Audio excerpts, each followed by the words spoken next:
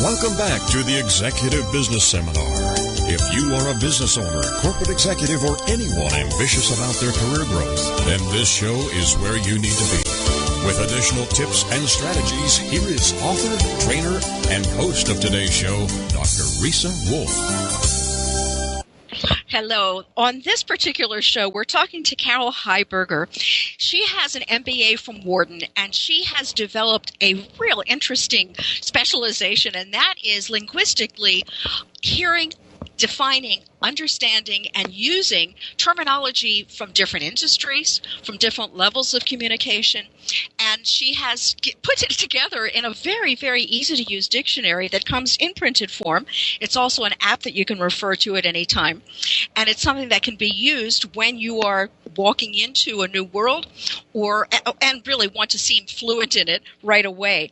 Before the break, I was bringing up some of the terms that were less familiar to me. For example, strategic incompetence, not getting the job done right, but on purpose. Where in the world did you hear this one, if you recall? And how did you go about defining it?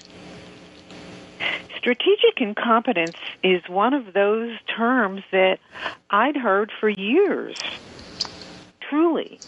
I don't know where it came from because I have, for the benefit of your audience, I have 20 years in corporate life. I have another 20 years as an independent consultant.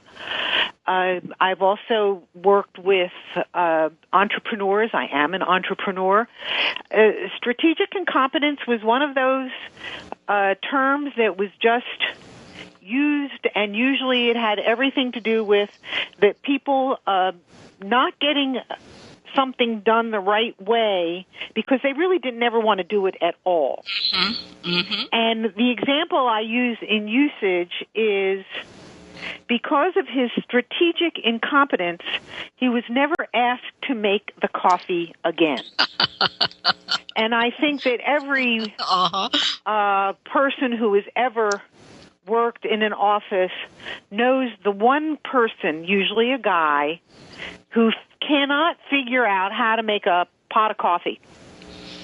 Every time they make a pot of coffee, it comes out bad. Actually, and that's really hard work to make a bad pot of coffee. And sorry, go ahead. Yeah, and that's to me the classic example of strategic incompetence. I don't want to make the coffee. So I'm not going to do a good job at it because if I do a bad job, you won't ask me again. And actually, Carol, if I can just insert here that when I teach public speaking to executives and business leaders, I always say, so what are the difficult conversations? Well, it's not conversations that come up. It's always this difficult person or that difficult person. And when it's the person who won't do their job, I ask them, well, do they not know what to do? Give them as much training as they need and do everything that you can to help the person. But does the person know what to do and chooses not to do that? And because that's a whole other personality. And this whole idea of issue. And you know what? I have found it across genders that there are people who just put up their hands. They can't do technology. I can't use that website or something else they don't want to do. It's a very manipulative thing to do. And now I've gotten the name for it, strategic incompetence. There's another one on that same page called a straw man, a hypothetical situation or plan that is used to focus a discussion, frequently an idea or a notion that is not expected to be the complete solution. Is this something to facilitate conversation? Yes. I said before. Oh, I'm sorry. One word answer. Wrong thing. When I first, for a while of a significant portion of my career, I worked for the phone company. And the very first time I ever heard the phrase straw man, I was really confused because I didn't know what they were talking about. And then I really understood that it was just, let's put together a plan and send it out to everybody and see how they react. And that's what a straw man is. It is there to be knocked down. Oh, I see. It is there to get a conversation that is not a meandering conversation, but is focused on a very specific topic or a very specific solution. And by just saying, well, we could always do this. And then, even if it's a full page of discussion, as soon as people start reacting to it, you get pros and cons, you get other ideas, and then you can really start working on what needs to be done. Mm-hmm. But sometimes you just have to get it going. Yes, and it could be that people listening, you could actually learn a term that has a really good meaning like this, that is less familiar to you, introduce it to your organization, and have that be part of the jargon of your organization, simply because you define the term and you start using the term. I mean, after all, that's how jargon starts. I like also, Carol, that you're so up to date. You have definitions of netiquette, so it's etiquette on the net, and future-proof, a technology or strategy that will not become obsolete or outdated in the foreseeable future. So Carol has been very up to date. I want to ask you this, Carol. Have you been asked by people in other industries to develop dictionaries for them? And can anyone ask you to do this? Because I'm hinting because I've seen the one on real estate. Please tell me how that came about, how you researched it, and how you would do that for people in other industries. Okay. We did the one on real estate. We also did one on the zoning code in the city of Philadelphia. Oh, my God. That's fantastic.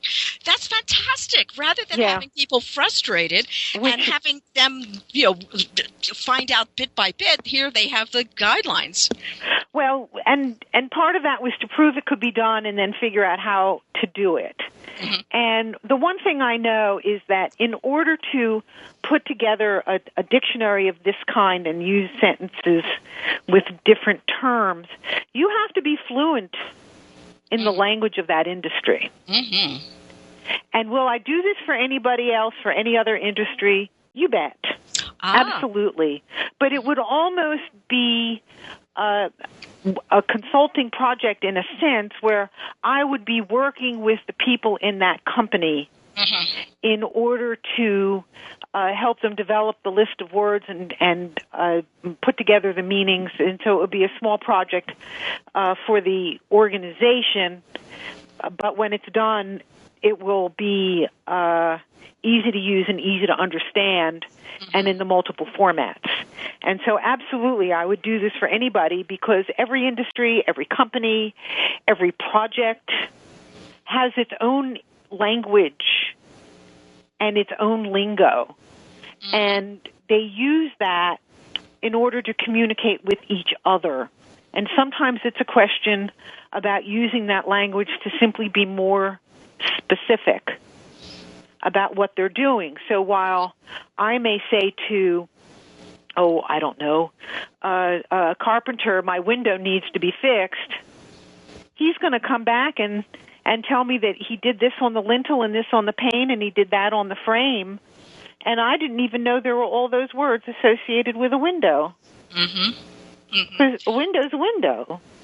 I can really see this being so valuable for people who are new in your organization to bring them up to speed more quickly, because after all, they're costing you money when they're not up to speed.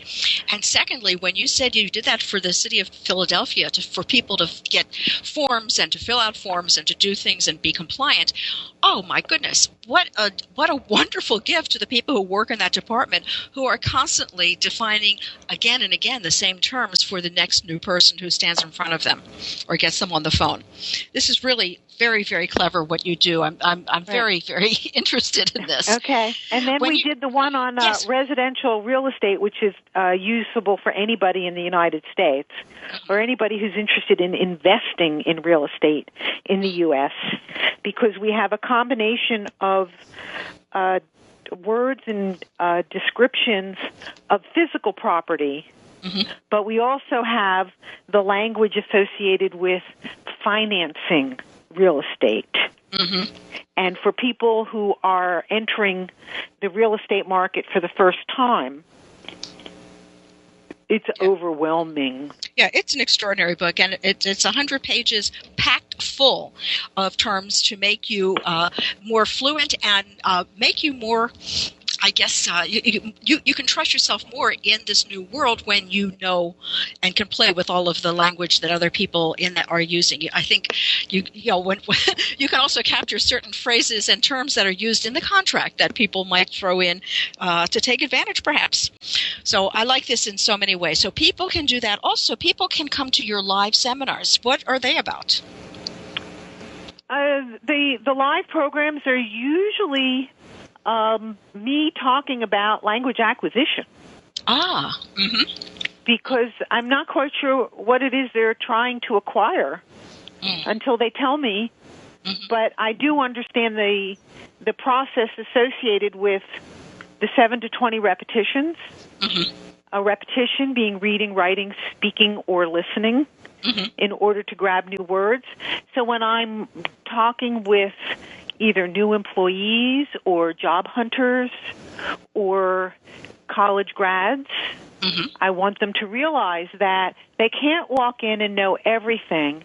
There is a learning curve, 7 to 20 repetitions for each word. And once people become aware of the act that there's actual data and science behind the 7 to 20, it's almost easier to relax about being in a new environment and just sponging in all that information, realizing that there's a period of time that you're going to need in order to adapt to the new vocabulary. A lot of times people think that they're just talking that way in order to exclude me. I hear that a lot. And when we were 13 years old, maybe they were talking that way to exclude. But we're not 13 anymore. And what the linguistics people talk about is discourse communities, people who are communicating with each other. And if you're not a part of the discourse community, then you're not really capturing all of the conversation. And it's not because they're trying to exclude you. It's because they're talking in shorthand to each other. And you need to learn their language in order to be included.